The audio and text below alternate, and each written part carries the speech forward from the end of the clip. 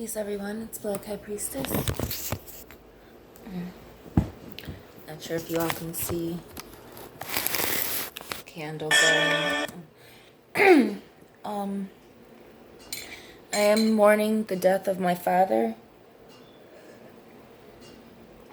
so I'll be making some announcements about that. But at this time, I just wanted to continue to respond to some of the Kevin Samuels controversy, because I still feel like it's a juicy topic to discuss. And I find myself, having a lot to say in terms of, just kind of seeing what people are saying about it, and just having a unique perspective. My middle name actually being unique.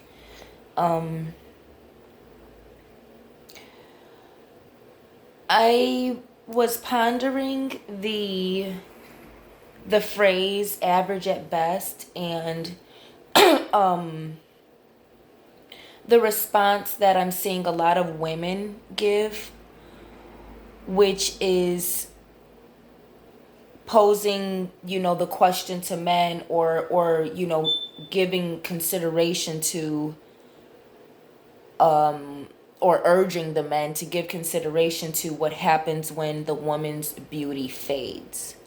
So the phrase that I'm hearing from men, average at best, and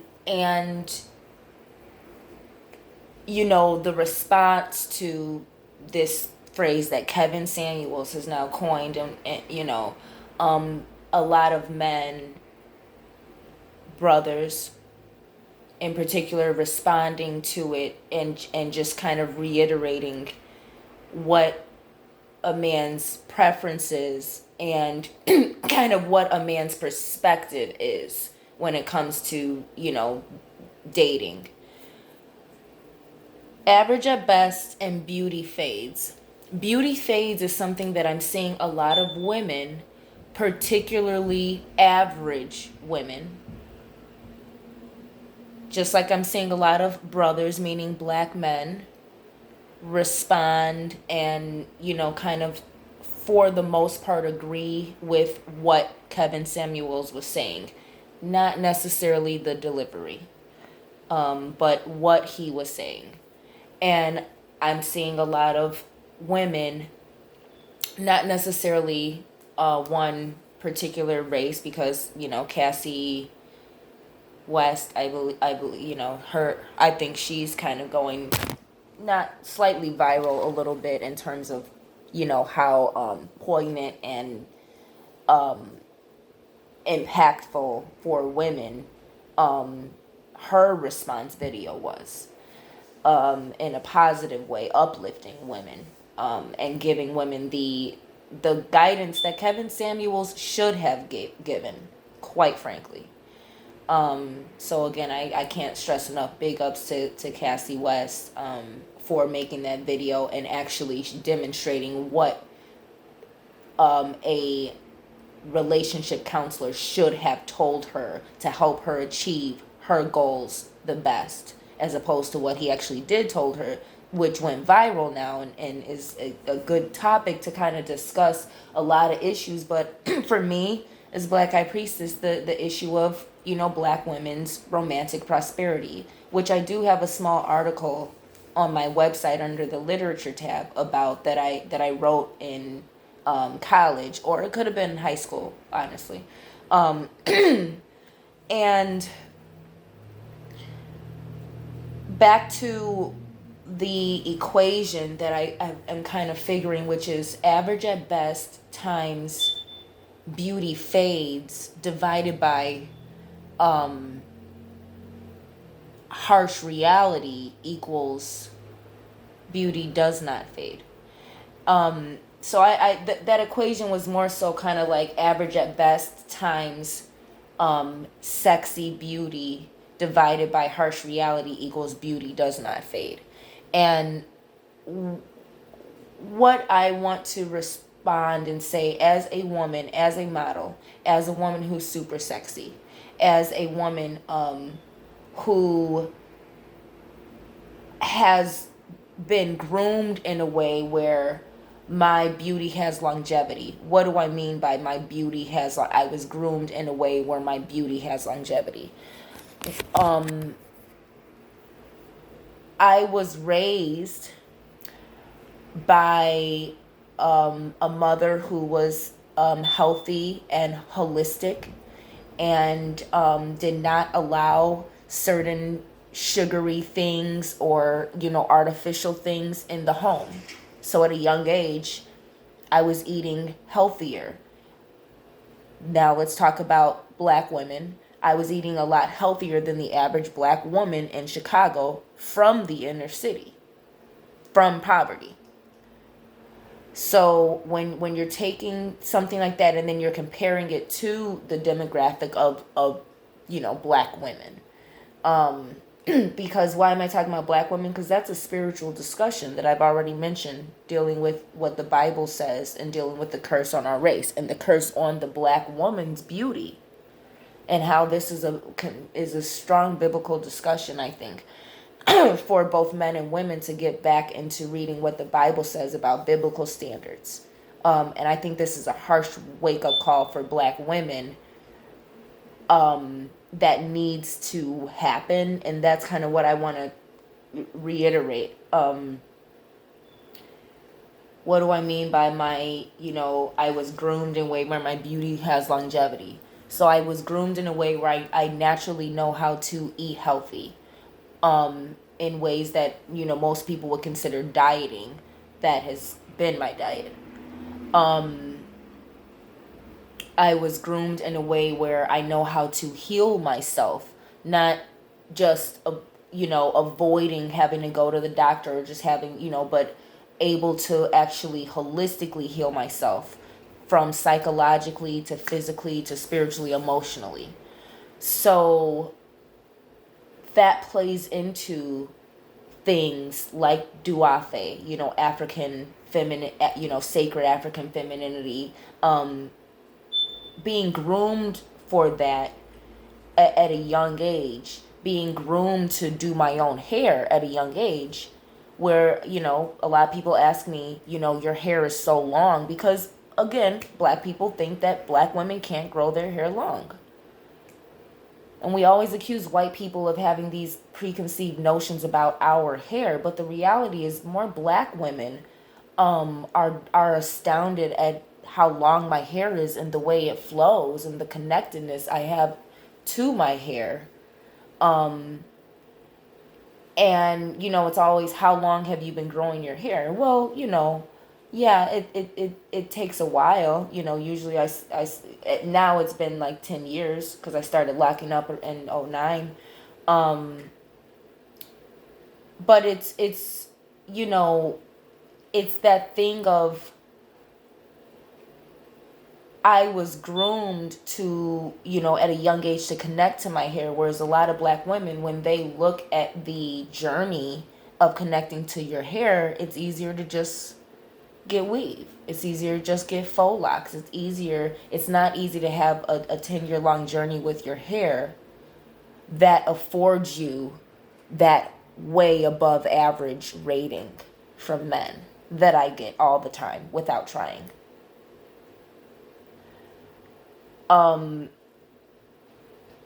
Bible talks about the curse on the black woman's head. So when we're talking about average at best and a man's standards for a woman, how dare a black woman who does not have her natural hair even consider herself dateable in the game? Just like, according to the biblical standards, how dare a brother who does not have his own house, car, income? I don't, personally, me as a revolutionary sister, I don't need it to be a 6-figure income. I need you to have income, and I need you to be responsible. I'm more concerned with you knowing how to be independent and knowing how to protect me.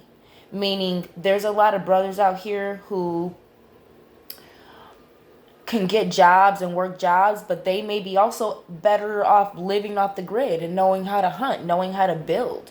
And that may be their way of making income. That may be their way of being a man and protecting and providing for me, where he knows how to build, and he he also has sense to know how to purchase land or get taxes and things like that taken care of legally.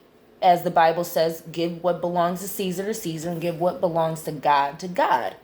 But what I'm saying is, I think once we do kind of look at the biblical standards for femininity, black women are gonna have to get a harsh reality. When I talk about interracial dating, I'm coming from a woman who's drop dead gorgeous, highly intelligent, highly sexy, athletic, works out. I can't say highly athletic because I'm not a professional athlete. I'm not, but what I'm saying is these standards that a lot of women are saying, oh, all these things fade, so what you gonna do then? Ladies, average ladies, beauty does not fade, ladies. It's your wishful thinking. You are not wrong to pose the question about a man looking at marriage as superficial. You're right to pose the question. Any woman, though, should pose the question, these things that you are attracted to me now, what if I get injured? And ladies, I've dated someone extremely attractive who got injured. So a lot of you all are posing this hypothetical scenario that you are not above average, and you haven't actually been. I am above average, and I've been through that. Did I get injured? No, but my partner did. So a lot of you ladies, you're not talking from experience, and that's where I worry about you. It's good to respond from your perspective, but be careful about the advice and guidance you give sisters, because beauty doesn't fade. And when a man has certain standards, I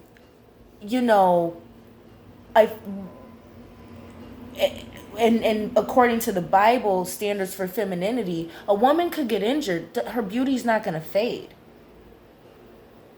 A woman could get pregnant, her beauty doesn't fade. These are things that happen to average women, because average women are capped. Is that, and average starts in the mind, not in the mirror. It starts in the mind.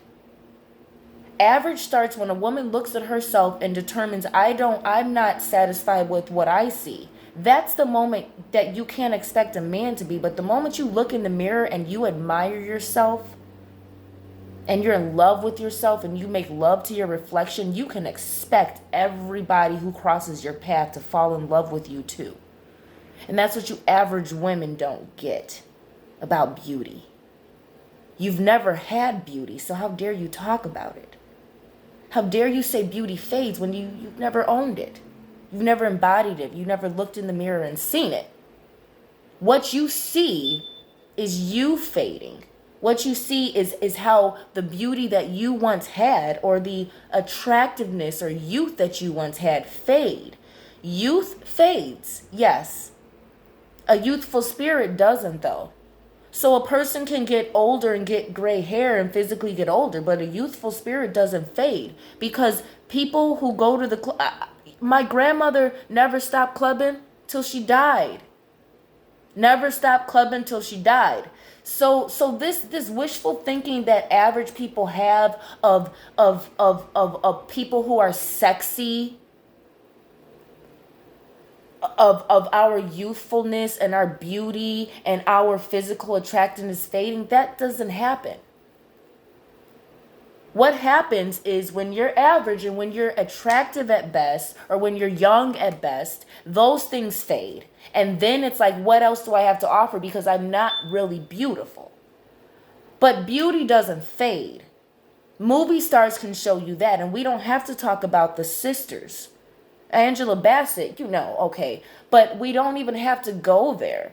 Look at the movie stars who were beautiful when they were young, and they're still playing those sexy roles. Meryl Streep, Charlize Theron, who's not even that old. Nicole Kidman, for fuck's. I mean, I don't know about what your guys, but uh, Sharon Stone. Look at the women who were sex symbols when they were young. Are they playing ugly women now? No, they're still playing hot, sexy, sex symbol, snazzy, jazzy women. So this idea that beauty fades is not true. It's a good concept to gauge love, but it's not grounded in reality. Because beauty doesn't fade. Looks fade. Youth fades. Wit, meaning memory, that can fade. Some people stay sharp as a tack till they close the coffin. But some people's memory fade. And here's the thing, when you're average, you're gonna fade. But when you're not average, it's usually gonna take a freak accident. And when you're not average, like I said, I dated someone who had an injury. That person is still, when they were injured, they were way above average. When they were injured, they were way above average. They were still way above average. And does that have to do with my love for that person? Yeah, but part of it has to do with the fact that when you're way above average, injury don't even put you back at average. You could still be above average looking. You're still above average looking. You're still witty. You're still so average people. I need you all to kind of be careful with these concepts that have always. That's what Kevin Samuels is trying to, it not just in that video, he wasn't really on point, but in his whole kind of platform, a lot of times he's given harsh reality, and he's letting people who are not the beautiful people, the beautiful people, he's letting people know the harsh reality of you try and equalize things, and we live in a world where everyone's equal, and the harsh reality is that's not the case. Sexiness, those things don't fade. So when a person marries somebody because they're sexy, that's what they like. When a person marries a humpy, frumpy, average woman who's chubby and a homebody, that's what he likes. And that and here's the other point I'm kind of wanna get at.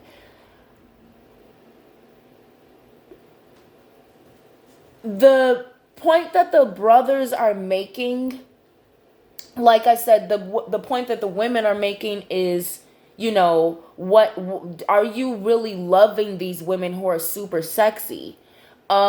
Just like, women want to be loved for what they have to offer. Ladies, if you don't have sexiness to offer, yeah, a man's going to love you for what you have to offer. But realize something else. Men do love us because of that sexiness. And all men love sexiness. But all men have that reality of, not all men, but what I'm saying is men who are average live in reality of, I want a sexy woman, I love a sexy woman, but I can watch porn or look at some, sexy women on media, but understand that I'm going to marry an average woman because I'm average. And a lot of men who are actually attractive end up marrying average women because they have that practical thinking of, I'm most likely going to end up with an average woman because there's not a lot of models out here. There's not a lot of highly beautiful women.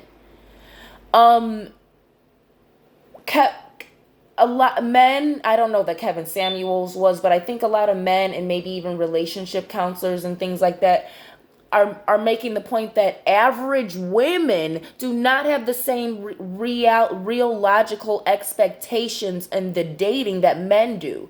Men who are average are attracted to sexiness, but they're realistic when they choose mates. And men that are average, quite frankly, when if we sexy women give them a chance, it often fails for us because he's too insecure.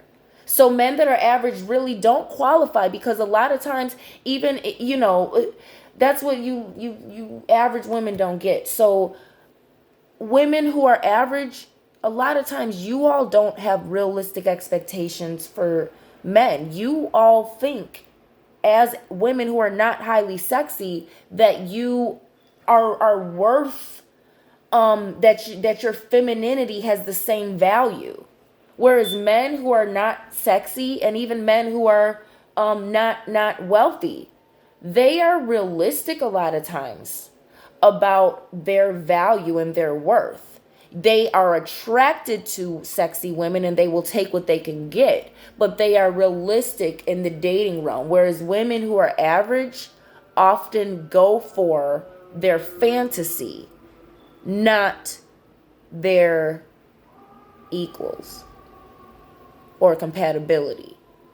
So and that, I think, when it comes to black women, a lot of black women don't understand when it comes to being average in terms of beauty, and how important that is. A lot of black women get up in arms when about a man asking, "Oh, if when we go on a date, do you mind not wearing makeup or weave?"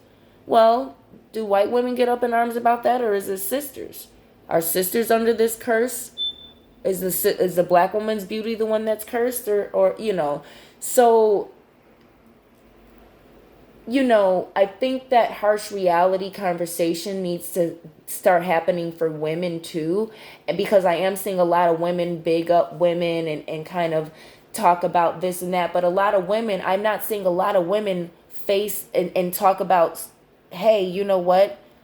Even though Kevin Samuels was wrong for what he said, I think us as black women need to face the fact that we are not as beautiful as we should be when we're wearing weave, and when we're not physically fit, when we are obese, regardless of what our excuse for being obese is, or when we are too skinny, which is that can be just as unattractive.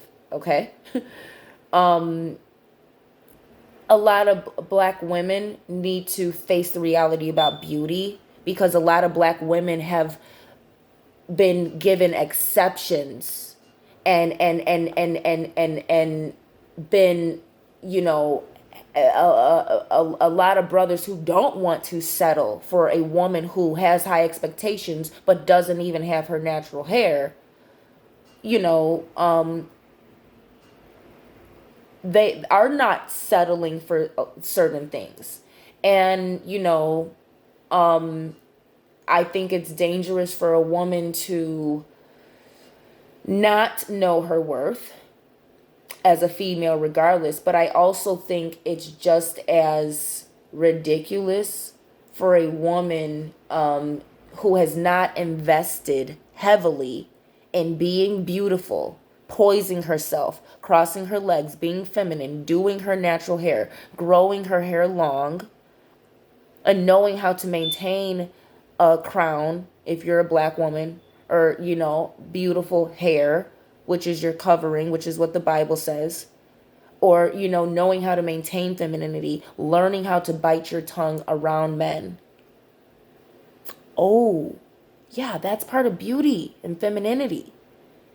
Because femininity, I'm saying, you could be average looking, but your femininity can resonate so much, and you can be very beautiful, but you can act so masculine and ugly that the woman who's average looking, her femininity will make her beautiful, and your lack of femininity when you are super sexy can make you very unattractive to real men. Not to whoremongers, to real men. And these are some of the things that brothers have been trying to get black women to understand. And I don't look at interracial dating as a black man's cry for femininity. Interracial dating is an abomination. It's a betrayal when you're getting it spiritual. When you're just practical, at best it's a betrayal, and it's a form it's a form of, it's a form of cooning, and it's a form of self-hatred. At best it's a you know a decision to be happy instead of alone. But interracial dating, in this day and age, is one of the most unnecessary things for a black person to do, when there's so many successful black people who are pro-black. There was a time where, you know, I would, I don't really want to get into it. All I'm saying is, black people, we're not where we could be. But I think when it comes to wealth and things like that, and understand spiritual understanding, we have more knowledge and information. It's not mainstream, but it's heavy in our community, where we know better, in terms of interracial dating when it comes to spirituality and being pro-black. If you're not spiritual and you're not pro-black, it doesn't really matter. You're not, there's no heritage you're trying to preserve. But when you're trying to preserve a heritage, and when you're fighting for the elevation of our heritage from the grips of white supremacy and spiritual slavery, that everyone's fighting for, understanding the importance of bloodline traits and preservation comes with a responsibility that we have enough knowledge of now as black people to not make an excuse. My point is, I really don't look at the interracial dating of black men as a response to the ugliness of black women in terms of physically. I look at it as the main reason that black women have let go of any sense of some, if it don't apply, let it fly. But just have conformed to trying to appeal to the black man's standards. And what we see is black women trying to conform and appeal to something that most black women cannot achieve.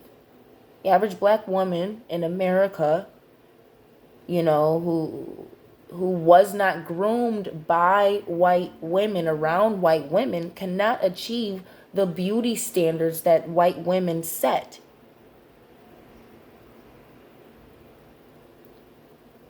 Nor should they be. But a lot of black women are trying to achieve the beauty standards of white women in order to appeal to the black man's preference. It's no secret that the black man is programmed to prefer Caucasian aesthetics.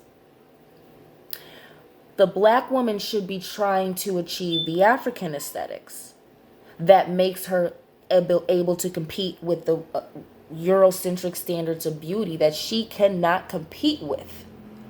On average, above average black women can and do compete, but average black women trying to achieve white aesthetics cannot compete with white female aesthetics in that way. You can with African aesthetics. So again, to black women who are having this beauty fades argument with these brothers who have stated their preference, but have also stated their realistic logic, and and having to settle for average women. Again, you pose the question to the brothers, what happens when beauty fades? How about the brothers and others pose this question to you? What happens when beauty doesn't?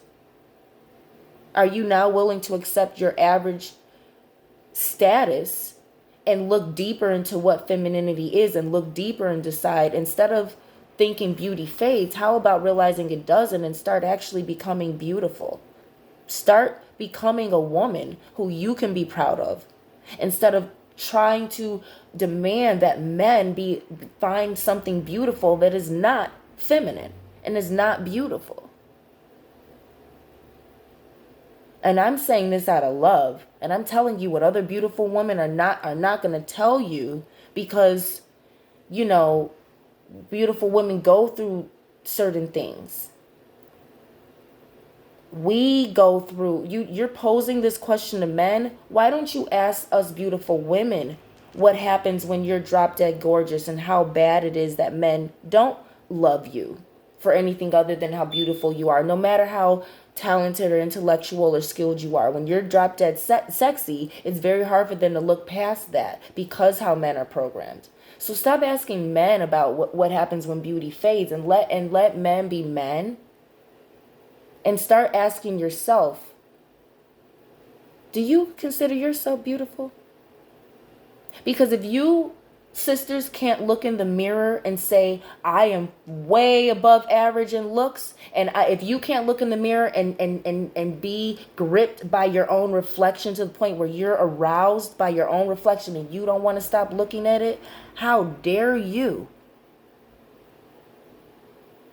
judge a man for wanting that in a wife, when God designed a woman to do that to a man? He didn't design a woman to be ugly and say, I'm worth this and this and that.